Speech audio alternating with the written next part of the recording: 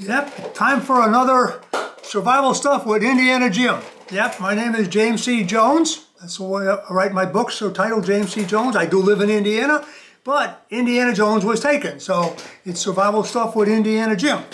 And survival stuff, we mean not only physical stuff and physical equipment, but we're also in this whole series, which hopefully will be over many years. We will also talk about psychological stuff and skill stuff. But in this series right now, we are going to be talking more about physical equipment and items that we need to use. However, I want to introduce myself a little more. I am the founder of Live Free USA. It's a nonprofit, tax-deductible organization at AmericanSurvivor.org. Membership is $20 for 1 year or $50 for 3 years. You can join online and download over 70 copies of our newsletter, American Survivor, which, by the way, is the oldest survival preparedness publication in the United States, probably in the world. I suspect this dates back under different names, but back into the 60s. So it's a great publication. A lot of my stuff is in there. I also have written books for originally Paladin Press and now Skyhorse Publishing in New York, including the Ultimate Book of Survival Gear, 150 Survival Secrets, Advanced Survival, and Total Survival. And soon, in 2022, there will be the Prepper's First Aid Handbook, which will be, I think, a really total first aid manual, actually. So that's me, that's what I've been doing. Our organization's mission is to advance survival education and individual family emergency preparedness and self-reliance, and we've been doing that since 1968. We believe that self-reliant families are the foundation of a free nation. So, survival stuff. Okay, when I was writing my most recently published book, not my most recently worked on book, Ultimate Book of Survival Gear, I covered 35 different categories of survival equipment. And I covered everything from containers to food to fire extinguishers to firearms, packs, everything you could imagine, knives, clothing, stuff you want to carry with you. I bring it all together in the back in a number of different kinds of survival packs and survival kits and survival stuff you should have at home. While I was doing this book, I came up with an article that I wrote for our newsletter, which was Best in Class Survival Gear. Now, in a lot of cases, there's just a lot of choices you can make, and they're probably all good choices. But I have some items over my over 50 years of being a survivalist or self-reliance practitioner, if you will. Over that period of time, I've come up with some items that I really think, yeah, this is what I gotta have. This is the right item. We talked about respirators, water purifiers, knives, containers, clothing, shelter, weapons, medical gear, fire starters, all those kind of things. I found that there were certain things that I felt were best in survival gear. Some of the episodes we've only covered one item, like I spent 15 minutes on knives. I'm going to try to keep these to 10 to 15 minutes. By the way, if you may know that the average attention span now for an adult in America is like 8 seconds. Goldfish's attention span is 9 seconds. Thanks to the internet, thanks to cell phones and that kind of thing. Hopefully your attention span's a little longer and we can talk about some things for about 10 minutes here. Definitely much concentrated, much better covered, all these things in my books. So we're going to talk about two things today, put them together: water purifiers and medical items that you should have. Okay? So water purifiers. Again, my standard here is availability, practicality, simplicity, reliability. I'm not going to start showing you very high cost, expensive methods to do things when I think there's some very simple, logical stuff that you can do. I'm not a salesman. I don't make any money selling survival equipment. Water purifiers. Yeah, that's it, okay? Best in class, water purifiers. Have 4 or 5 gallons of bleach at home at all times. I did during the pandemic came up. Everybody's running out getting bleach. Well, enough for our laundry for the whole year, because we don't use a lot. It's only me and my wife. But I also had enough to do, if I needed to do water purification, I was also able to mix this in a 10% solution to do decontamination. Just for your information, drinking, the usual daily use for you right now, the water is 70 gallons a day. You don't need 70 gallons a day, but this is what you use right now. About 3 gallons for drinking and cooking, about 21 gallons for bathing and hygiene. You use about 14 gallons for laundry and dishes, and you use 32 gallons to flush the toilet, okay? Now, under survival conditions, that ain't gonna work, okay? For drinking only, for outdoor survival, you need at least a gallon. Basic minimum survival water needs are about 5 gallons a day. So if you're anticipating that your water service is gonna be gone, if you're anticipating that your water service is going to be gone, then you are definitely going to have about 5 gallons a day. 1 gallon for drinking, 1 gallon for cooking and making that must-have cup of coffee, and for bathing and hygiene, you're going to have to get along with 1 gallon of sponge bath, washing your face, brushing your teeth, and that kind of thing. Toilet flushing, use the old water that you used for washing, doing the dishes and all that other stuff. Use rainwater, all that kind of stuff. Even if your toilet doesn't flush, you can fill a couple gallon pail of water and dump it down there and it will flush. But use old brown used water. Don't use fresh water to flush the toilet. Buying filter devices, you definitely want to have some, but you can just mix the water here. And you can use 8 to 16 drops if the water is really cloudy. About 4 drops per gallon if you're just going to store the water. Now, I've stored water over years and years and years and then took it out camping and drank it and used it. And you know what? It was fine. I just put a little bleach and water in there, flushed it around the container, because usually you get the contamination from the container. Purify the container, fill it with tap water. Yes, tap water. Tap water will not kill you. Okay. Fill it with tap water. 2 or 3 years later, I use that water. Water doesn't spoil. You still want to get anything in there that's a contaminant. 10% bleach water solution is perfect for biological decontamination. Even if there's a flood, we had a flood in this neighborhood years and years ago. We mixed solutions of 10%. We used a garden sprayer and washed down everything, cleaned everything up. So basically, 4 drops per gallon to store it. 8 to 16 gallons, 8 to 16 drops, per gallon for water that's a little bit questionable, and a 10% solution for decontamination. Of course, if you're getting bleach, don't get the no splash bleach or the scented bleach. That's not what you want. The no splash bleach has got additives to it that you don't want. Just get plain old, cheap household bleach, okay? Other things that you can use, of course, you can get, and I have these on my camping equipment and my survival pack, aqua tabs, which are tablets, and they have the instructions as to how much you put these into your canteen, and you've got clean water. In your miniature survival kits, you've heard of the survival straw. Okay, this thing's great. You can suck the water up out of a container or even out of a puddle or whatever, and it'll clear the water, and you're using suction to draw that water through the filter. Survival straw, cheap.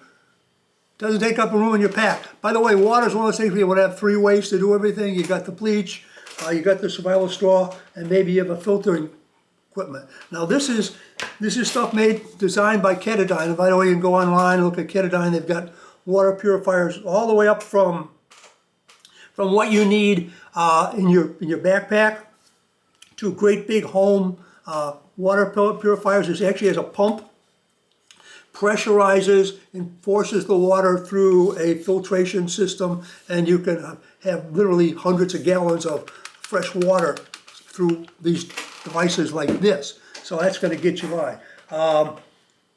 In my survival pack, I carry this little, let's see, what is this? Extreme water purifier.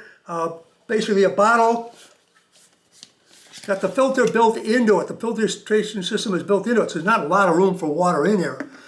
You put the water in there, and then you can squeeze the water bottle and force the water out through the filter. And this filter will give you 26 gallons of fresh water. Backup system, 26 gallons will be good for a little while, but that's not a lot for home. You definitely want to be able to use the bleach mainly. You can also, if the water's a little cloudy, you can run through coffee filters.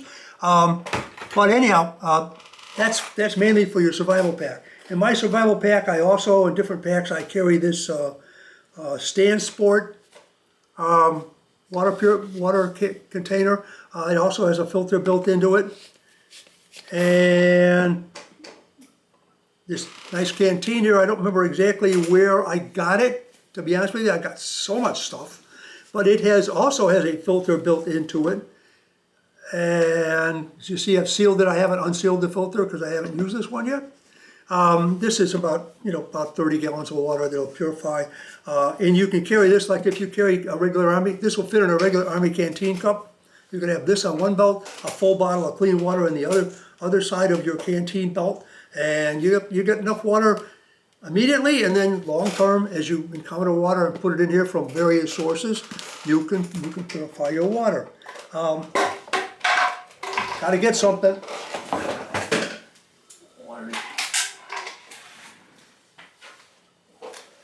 Yeah, I put this there just to remind me. Most important thing: if you want to purify water from biological hazards, this is probably not the bottle you'd use. It's much smaller.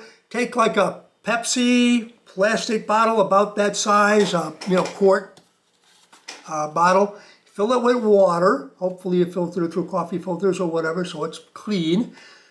Take the label off. Leave it in the sun.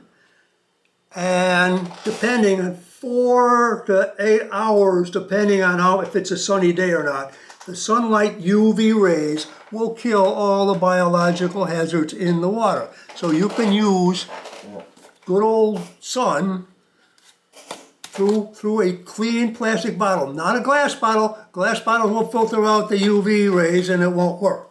So you want to use a clear plastic bottle. Don't talk to me about little chemicals leaching out of the bottle.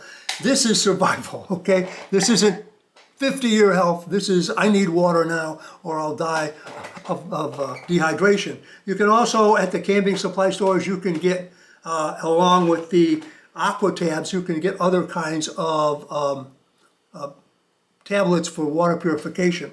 So that's water. But again, my main one, we're still bleach. Have a stock up on bleach. Just like I said, stock up on N95s. I had bleach, I had N95s. I was kind of ready for the pandemic right there. So that's my deal on water. I talked to you about medical supplies for a few minutes. My number one, best in class medical item is the Israeli tactical multi-purpose dressing. These cost about $10 each. They're really nice. They're elastic. Okay? They've got a little device here which can be used to lock it in place. It can also be used to twist it, and make a tourniquet out of it. There's a lot of it. And then here's your actual, and this, by the way, there isn't real blood on there. This isn't real blood on here. This is from training, so we actually use artificial blood. But anyhow, this is your dressing, which would go on the wound, of course. And then you can wrap this around, wrap it, and hold the dressing in place. That's one way to use it.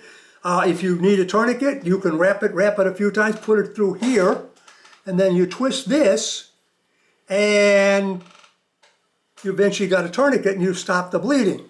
It's also long enough, you can use this as an elastic bandage to wrap a fractured, a dislocated bone or a sprain, like a sprained wrist or sprained ankle, or you can use this to hold a fairly large splint in place. So it is an all-purpose battle dressing. Dressing, splint holder, bandage, helping to secure a splint, helping to stop bleeding by using it as a tourniquet. Great item. You should have 2 of these in your medical supply kit. You'll be in good shape. And we'll also talk about, since we're talking about tourniquets real quick, the tack tourniquet. This is the one the police use. Basically, you tighten it up. You then twist the handle. I'm not going to go into all the details of this. You then lock that handle in place like that. The newer ones have a little different lock. This is an older model, but you can lock that in place. And once that's locked, after you stop the bleeding, you've got that done. The police carry these in their tactical pants. There's a number of others, and I'm not going to go into all the different types of tourniquets. The best tourniquet you can have, in my view, old Boy Scout, is a bandana. Okay, I carry usually 2 bandanas with me. I can even use it as an emergency respirator. I can use it as a bandage. I can use it as a tourniquet. So, bandanas, I think every survivalist, this is an everyday carry item in my view and on my list, an everyday carry item, but this can be used very easily to be an effective tourniquet or bandage. Other things that are out there that you should probably know about, this is the police tactical trauma kit. Okay, this fits in one of the pockets, and it has a tourniquet device in it. It has blood stopper in it. There's a number of items in it. This is available from Rescue Essentials. I would advise all of you to go to Rescue Essentials website and see all the really great medical emergency supplies they have at Rescue Essentials. You can also go on to surplus stores, surplus outlets, survival preparedness outlets, and get one of these military trauma kits. And it too has a tourniquet in it. It also has large bandages. It's a little more inclusive than just the police kit. It's a little bigger. You should also get for the home, get yourself a good survival and first aid kit. And this is a nice little first aid kit that I bought for about $30. I believe I bought this from on Amazon, but it's a really nice kit. But you can look over these kits, but you should have something ready at all times. This has got pretty much everything you need for minor wounds and injuries that would happen around the house. You don't want to be, if somebody gets seriously hurt, you don't want to be rummaging around looking for this stuff. Now, if you really want to get serious, this is a major trauma kit. This one I got from Survival Supply. You can also get this from another couple of companies. Rescue Essentials has these too. They come in all kinds of different sizes. This one's about $170. There's everything from suturing equipment in here, blood stopper, there's a cervical spine immobilizer in here, a bunch of different kinds of SAM splints, splitting devices, expandable bandages, just about everything you could imagine that you could need in any kind of trauma. Of course, it's big. You're not going to carry this in your survival pack. It's great for home, and it's also great if you got a group that's going out, and you're a medical person. And in my book, I cover sources of training. I'm not going to get into that today, for sure. But anyhow, you want to get at this kind of things. But again, the ones I picked best in class were bleach to take care of your water needs, and the Israeli battle dressing. So with that, till next time, it's Indiana Jim for Life and Freedom signing off.